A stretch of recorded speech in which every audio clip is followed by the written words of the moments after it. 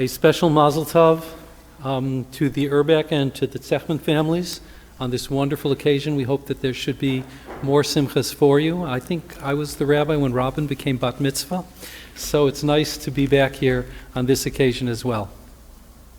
Last Shabbat, as I said goodbye to friends after Kiddush in Jerusalem, I added, "See you tonight." And everybody knew what I meant, because for 8 weeks or more, our Motzei Shabbat activity involved gathering in front of the residence of the President of Israel to call for a halt to the proposed governmental reforms to the judicial system governing the State of Israel.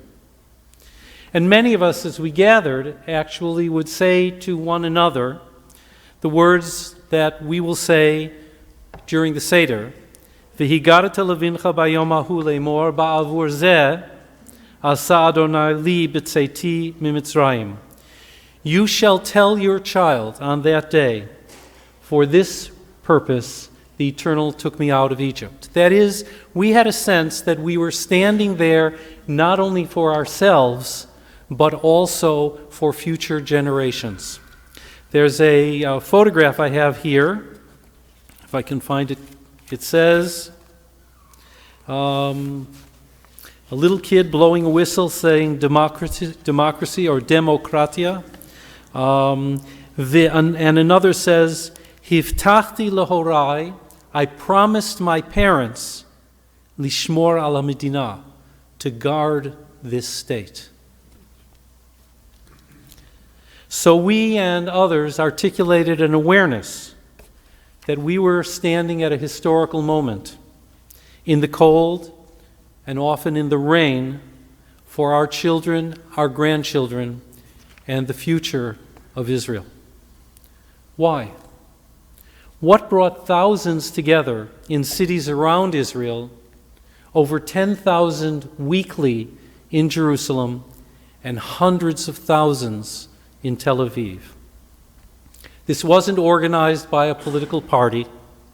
It grew from young people concerned about maintaining what they identified as a bait mishutaf, a shared home.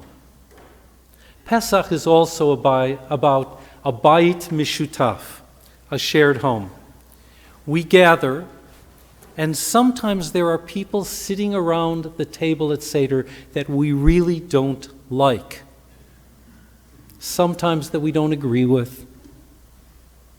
But we all sit together because we recognize that we share a common past, hopefully also a common future. And we want to find a way to be together, because being together on Pesach is really important. You may have recall that in today's Torah portion, we're told that you're not supposed to offer a certain sacrifice with chametz. My colleague Zohar Atkin points out that although Pesach is associated with chametz, chametz is actually unremarkable. Bread is typically leavened. It is matzah that's exceptional, as in the English prefix, unleavened. We only think about chametz on Pesach because we don't eat it. We don't possess it. We don't make it. We declare any crumbs to be non-existent. Most of the time, chametz is so much part of our lives, we don't even recognize it as chametz. Leavened bread is just bread. It conceals its concealment.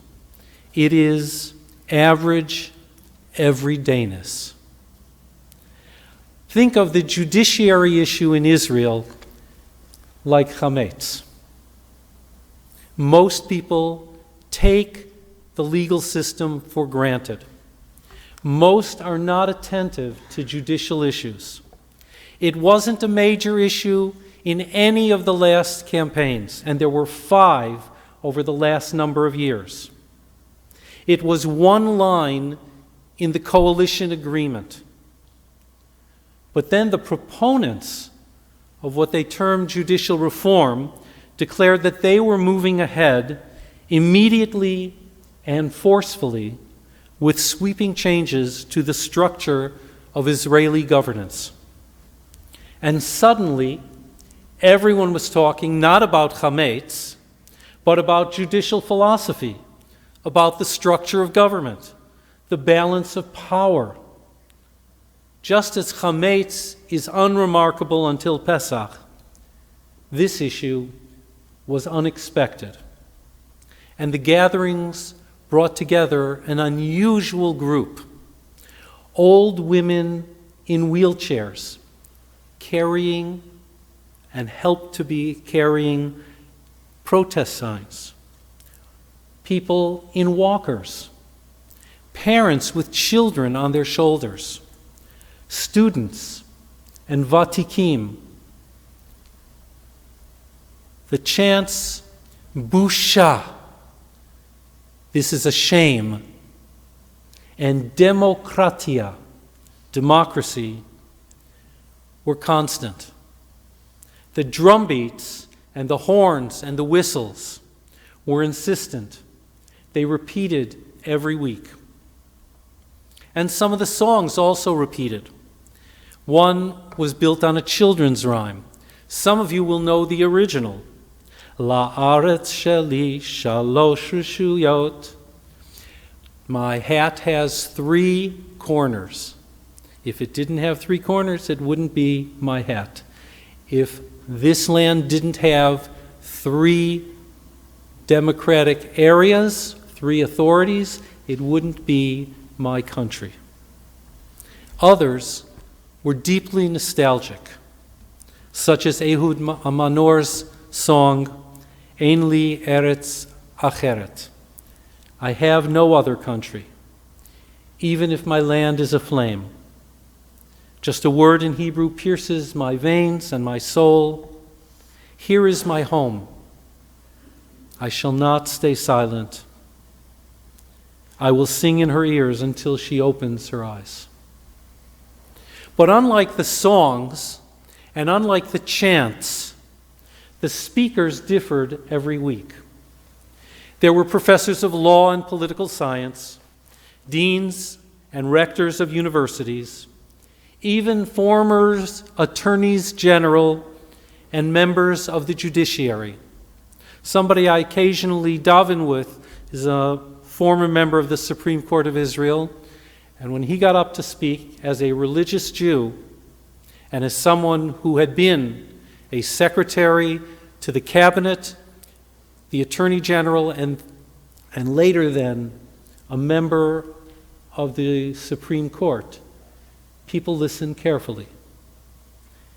Those people focused on details of the legislation proposed by Yariv Levin and Simcha Rotman of the Netanyahu coalition, the imbalance of power that would result from the proposals being brought before the Knesset. Some pointed to the importance of the courts, maintaining the international integrity of Israel and protecting the legal security of soldiers when outside the country. There were speakers concerned about the possible deterioration in the rights and freedoms for women, which have been protected by the judicial system. And in every crowd, there were women dressed in red robes and bonnets, a takeoff on Margaret Atwood's Handmaid's Tale. Mizrahi Jews who spoke made it clear that they wanted social change. They wanted more representation in the judicial leadership for Arabian and North African Jews, but that the totalistic changes in the judiciary were not needed to accomplish this. I was also impressed by the Arab speakers who mentioned and who recognized that there were not a lot of Arabs in the large body of protesters, but who spoke about the need for social and legal change. They felt that the Supreme Court had failed their community, which is a very different perspective from those who advocated for judicial change, who accused the court of being too pro-Arab. These people believed that the proposed changes would make the position of Arab citizens in Israeli society worse, and therefore they wanted to support maintaining the existing system with some changes. And the demonstrations in Yerushalayim, I can't speak elsewhere, always included mitzvah-observing Jews who spoke in the language of Torah. Some were Haredim. Others were from the national religious sector, settlers from Yehuda and Shomron, the people who are usually seen as being on the other side. They pointed to ways that the legal system had both helped and hindered their communities. Often they emphasized the importance of listening to those who disagreed, of the need to find compromise and common cause to retain the unity of the country. The signs at the demonstrations were personal and notable. Many of them were quotes or adaptations from words of the liturgy of the Torah. Truth, justice, and peace shall be judged in your gates. I have placed shomrim, guardians, on your walls. There is no education without democracy, said the students. Liot am chofshi, to be a free people in our country. Tzion b'mishpat tipadeh, Zion shall be built with righteousness. Ein li eretz acheret, I have no other country. Yesh shoftim b'Yerushalayim, there are judges in Jerusalem. A quote usually attributed to Menachem Begin, Zichrono Livracha. And Judaism and democracy b'dibur echad, in one word, as if they were singing Kabbalat Shabbat and Lecha Dodi. Erwin Kotler said that the sign that touched him the most, and he was there also Saturday nights in Jerusalem, was democracy is in our soul. But last weekend was a manishtana time. From Thursday night until Monday night, there was a back and forth, a whiplash. There was the potential that the defense minister was going to speak, and then he was not. And then he met with the prime minister, and then the prime minister spoke. And then everybody thought he was going to call a halt to the legislation, but he said it's going ahead. But then he said, but I'll do everything I can to hold the country together. And then there was Saturday night.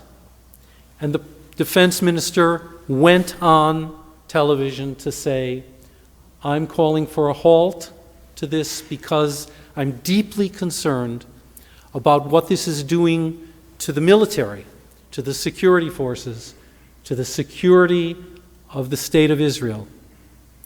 And when he said that, when he reminded people of that, the word spread through the crowds very quickly. Hope. Maybe something was really happening. On Sunday, when the prime minister returned from a visit to Germany, he discharged the defense minister. Some of you who have American memories will recall the Saturday night massacre during the Watergate years. Bibi discharged Gallant. He hadn't acted against ministers who spoke of destroying Arab towns. He hadn't addressed a minister who said that there was no Palestinian people. He hadn't stopped a minister who actually speaks about settler violence and supports it.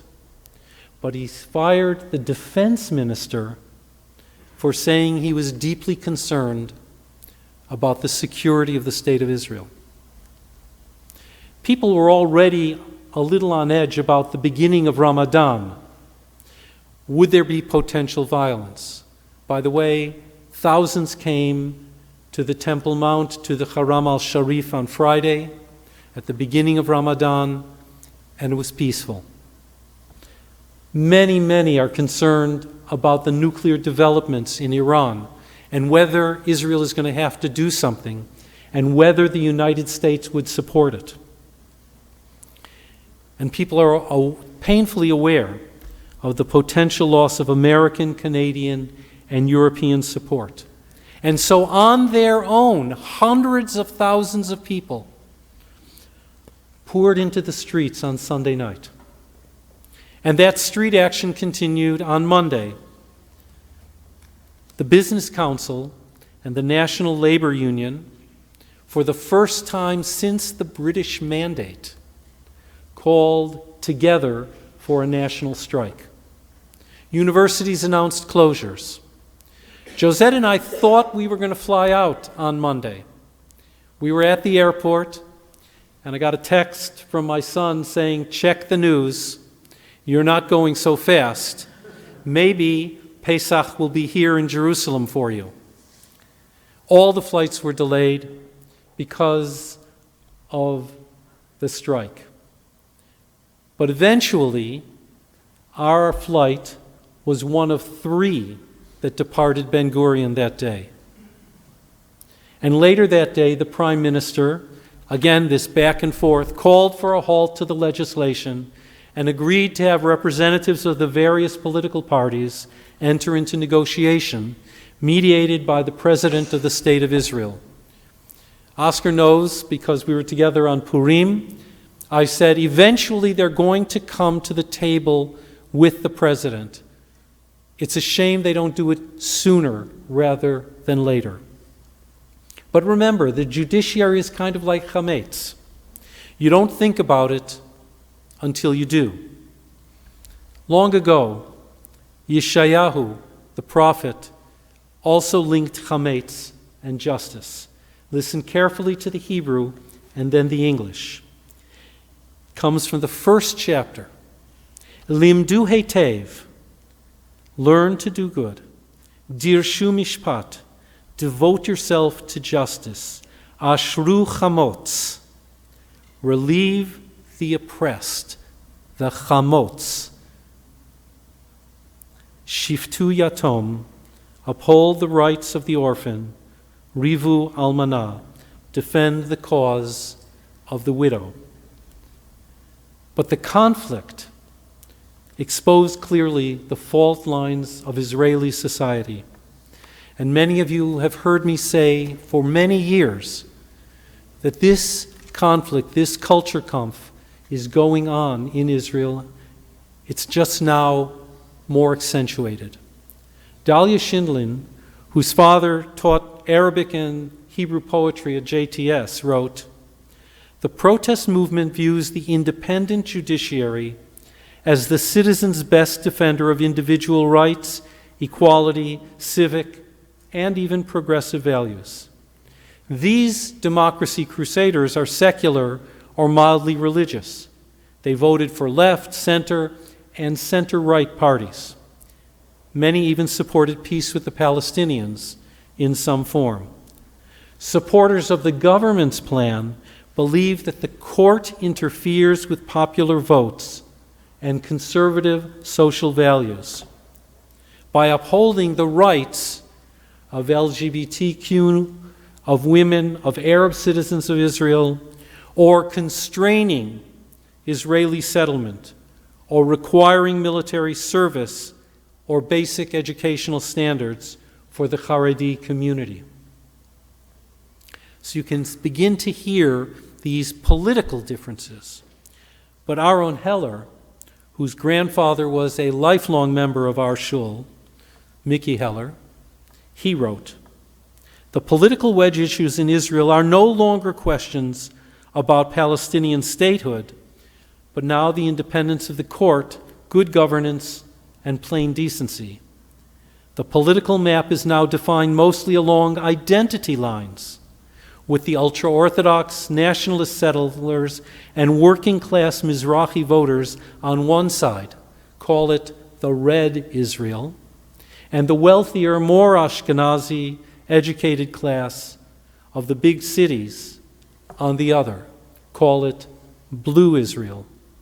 Israel now finds itself polarized along numerous societal fault lines, religious and secular, rural and urban, educated and not, religious and secular, traditional and progressive, hawks and doves. I really do want to hold on to the words of the Haftarah, V'hashev lev avot al banim v'lev banim al avotam, that there'll be a time when I will bring the hearts of the children, return them to the parents, and the hearts of the parents, and return them to the children. And maybe I'm able to do that because I return to an image in a song that I saw and heard repeatedly, whether at the daytime demonstrations in front of the Knesset or at the nighttime protests in front of the president's home that often walked to the prime minister's residence. The image I hold is of hundreds, thousands, hundreds of thousands of Israeli flags waving proudly by young and old with great patriotism and great faith and great hope. And the song, which closed every protest, every demonstration, every gathering, for which people stopped talking and stood in respect. You probably know those words and that hope. We all sang Hatikva. Please join me now. Kol od balevav erima nefesh Yehudi homiya ulfate mizrach kadima ayin letzion sofia Olo avda tikvateinu Ana tikva shnot alpayim Liotam chofshi be'artzeinu Eretz Zion Yerushalayim Liotam chofshi be'artzeinu Eretz Zion Yerushalayim. Shabbat Shalom, best wishes for a Chag Sameach V'Kasher.